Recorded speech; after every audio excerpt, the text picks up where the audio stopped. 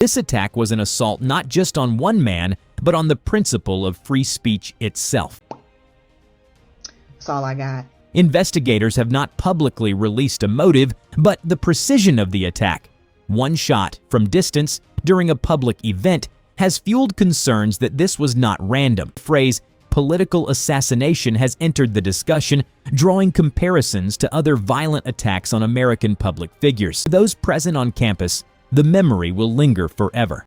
Students described the sound of the shot, the chaos that followed, and the surreal image of a political debate instantly turning into a crime scene. For some, it was their first exposure to violence of this magnitude. Professors and staff members, many of whom had disagreed with Kirk's politics, still expressed horror that such a moment unfolded on their campus. The shockwaves from Kirk's death reached far beyond Utah. Social media, news spread within minutes. Hashtags bearing his name trended worldwide.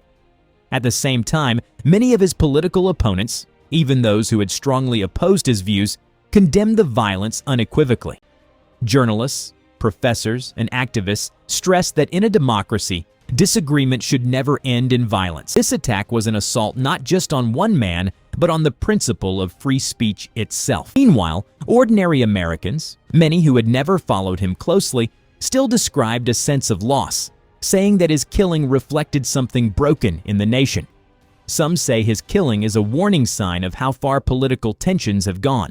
Others simply mourn the loss of a young man, a husband and a friend, whose voice, whether you agreed with it or not, shaped the political debates of an entire generation. What does it say about the state of American politics when a campus Q&A session becomes the stage for fatal violence?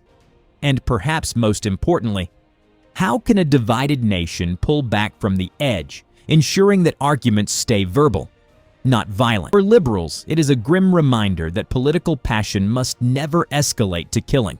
For the country as a whole, it is another tragic chapter in the story of polarization and violence.